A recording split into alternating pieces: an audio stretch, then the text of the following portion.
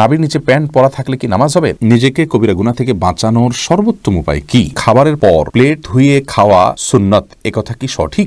লোকমান হাকিম নাকি নিজের রুহকে গাছের ভেতর ডিমের ভেতর লুকিয়ে রাখতো, এটা কি সত্য? ছোট ছোট বাচ্চাদের দিয়ে চাঁদা তুলে সে টাকায় ওয়াজ মাহফিল করা কতটুকু যুক্তিসম্মত? জুমার খুতবার আজানের উত্তর দেয়া যাবে কি না? ফজরের নামাজ না পড়লে কি অন্য নামাজ পড়া যাবে না? আমার স্বামী নামাজ বাসায় পড়েন কিন্তু মসজিদে নামাজ পড়তে যেতে চান না, এখন আমি কি করব? হাজবেন্ডের সমস্যা থাকলে ওয়াইফ তালাক দিতে পারবে কি না? তাহলে আর দেরি না করে, বিলম্ব না করে আসুন আপনাদের প্রশ্নগুলোর উত্তর দেওয়ার চেষ্টা করি। শুরুতেই আমি দেখতে পাচ্ছি মুশফিক সালেহীন, আপনি জানতে চেয়েছেন নিজেকে কবিরা গুনাহ থেকে বাঁচানোর সর্বোত্তম উপায় কি? ভাই মুশফিক, গুনাহ থেকে বাঁচানোর জন্য আসলে সবচেয়ে বড় বিষয় হলো যে মুত্তাকি এবং নেককার মানুষ যারা আছেন, যারা নিজে গুনাহ থেকে বেঁচে থাকেন এবং গুনাহ থেকে বেঁচে থাকার জন্য কসরত করেন, তাকওয়া তাদের ভিতরে আছে, তাকওয়ার শক্তি তাদের অন্তরে আল্লাহ তাআলা দিয়েছেন, এসব মানুষগুলোর সঙ্গে আসলে থাকলে, তাদের সান্নিধ্যে থাকলে, তাদের কথাবার্তা শুনলে, তাদেরকে বন্ধু হিসাবে গ্রহণ করলে, প্রতি হিসেবে গ্রহণ করলে, তাদের সাথে উঠা বসা করলে নিজের ভিতরে তাকওয়ার চেতনাটা চলে আসে খুব দ্রুত। এই জন্য আল্লাহ তাআলা বলেছেন, ইয়া আইয়ুহাল্লাযীনা আমানু তাকুল্লাহ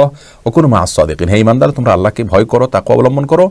আর তাকওয়া অবলম্বনের উপায় হিসাবেই অনেক মুফাসসিরগণ বলেছেন, পরাংশে আল্লাহ তাআলা বলেছেন ওয়া কুনু মাআস সাদিকিন, সত্যবাদী, নেককার, যাদের কথা এবং কাজে মিল আছে, সে সমস্ত আমলদার এবং মুত্তাকি মানুষদের সঙ্গে তোমরা থাকো। অতএব এটি হলো আমাদের কবিরা গুনাহ থেকে, হারাম গুনাহ থেকে বেঁচে থাকার একটা বড় উপায়। আরেকটা বিষয় হলো গুনাহের পরিবেশ থেকে নিজেকে সরিয়ে আনা। যে পরিবেশে গেলে, যেমন কথার কথা সোশ্যাল মিডিয়াতে অ্যাক্টিভিটিসের কারণে গুনাহ বেশি হয়ে যাচ্ছে, তাহলে সেখান থেকে নিজেকে সরিয়ে আনা, বা আপনার যে কারণে গুনাহের বিষয়গুলো আমাদের সামনে চলে আসে সেই কারণগুলোকে চিহ্নিত করে, জেনে শুনে বের করে সেগুলো থেকে নিজেকে পৃথক করার চেষ্টা করা, পরিবেশ থেকে আলাদা করা। ভালো হওয়ার জন্য ভালো পরিবেশ অত্যন্ত জরুরি।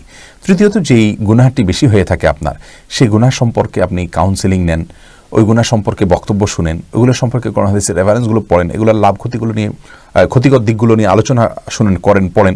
ইনশাআল্লাহর মাধ্যমে আপনার ভিতরে গুনাহ ছাড়ার একটা আগ্রহ তৈরি হবে। সবচেয়ে বড় বিষয় হলো আল্লাহর কাছে দোয়া করতে হবে।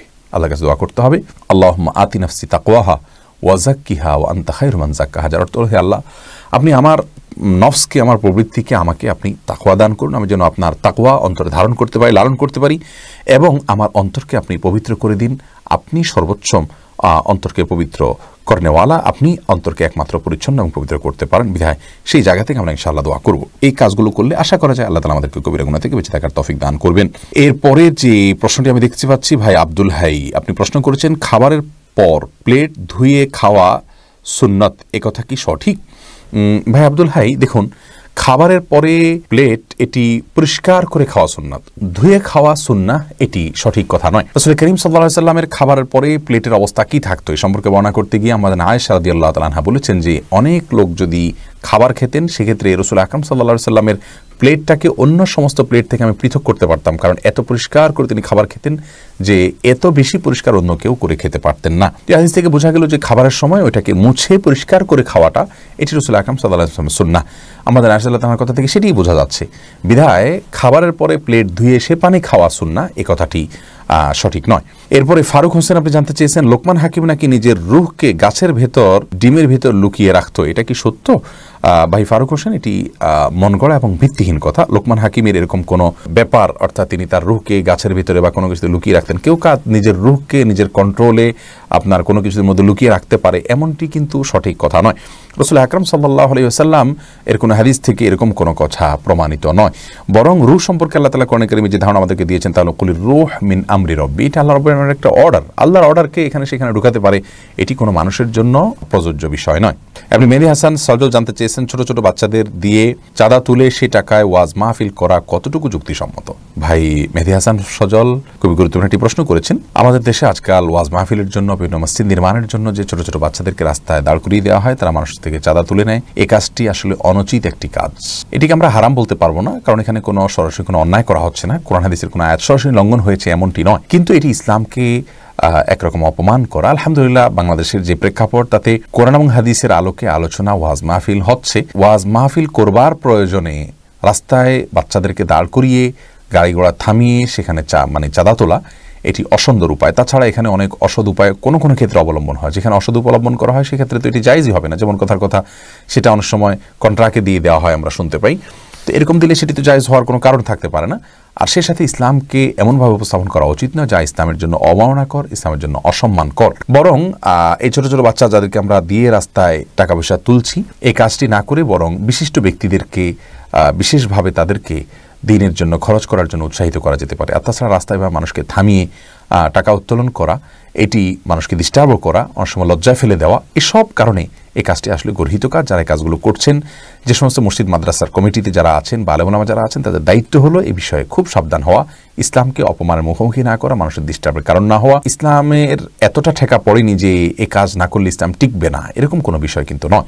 বিধায় বিষয়ে আমাদের আরো দায়িত্বশীল ভূমিকা রাখা উচিত। এরপরে প্রশ্ন করেছেন খোবায়েব নূর জমিরি, আপনি জানতে চেয়েছেন জুমার খুতবার আজানের উত্তর দেয়া যাবে কি না। এই বিষয় নিয়ে আসলে ইখতিলাফ রয়েছে।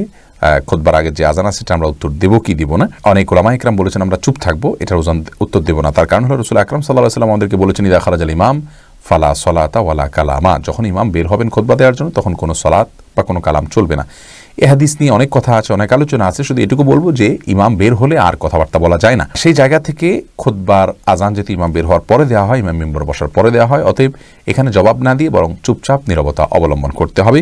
এই মতটি অধিকতর শক্তিশালী, যদিও অনেকেই বলেছেন জবাব দেওয়ার জন্য। এমডি সুলাইমান আপনি জানতে চেয়েছেন ফজরের নামাজ না পড়লে কি অন্য নামাজ পড়া যাবে না, বাকি 4 ওয়াক্ত নামাজ ছেড়ে দেওয়া যাবে কি না। ফজর নামাজ না পড়লে আর কোনোটা পড়া যাবে না এমন কোনো কথা নেই। ফজর নামাজ না পড়লে বরং অন্যগুলো আর গুরুত্বের সাথে পড়তে হবে। ফজর নামাজ পড়তে পারলে না তাহলে পরে পড়ে দিতে হবে। নিয়মিত ফজর নামাজ ত্যাগ করা এটা অত্যন্ত গর্হিত কাজ, গুনাহের কথা। অনেক ওলামার মতে ইচ্ছাকৃত যদি শোয়ার সময় পরিকল্পনা করে যে 7টা-8টা বাজে উঠবো, আমি নামাজ পড়বো না, বা অ্যালার্ম না দেয়, নিয়তি করে, তাহলে তার ইমানই নাই, আল্লাহ মাফ করুক, এরকম ভয়াবহ কথা পর্যন্ত অনেক ইমামগণ বলেছেন। যার কারণে নামাজের পর গাফলতি করা উচিত নয়। কিন্তু এর মানে এই নয় যে এক ওয়াক্ত না পড়লে আর বাকিগুলো পড়ে লাভ নাই, কোনোটার সাথে কোনো সম্পর্ক নেই। একটা পড়েননি, ভুল করেছেন, তওবা করেন, ইস্তেগফার করেন, সেটাকে সময়মতো পড়ে দেন, কাজা করেন, আর বাকিগুলো পড়বেন, সেটার সাথে এটার কোনো সম্পর্ক নেই। এমনি তুহিন আলী জানতেছেন নাবির নিচে প্যান্ট পরা থাকলে কি নামাজ হবে। নাবির নিচে প্যান্ট পরা আছে কিন্তু নাবিটা দেখা যাচ্ছে না, উপরে আপনার কোনো কাপড় চোপড় আছে, তাহলে নামাজ হয়ে যাবে, কোনো অসুবিধা নেই। এরপর জোবা হাসান আপনি জানতে চেয়েছেন আমার স্বামী নামাজ বাসায় পড়েন কিন্তু মসজিদে নামাজ পড়তে যেতে চান না, এখন আমি কি করব।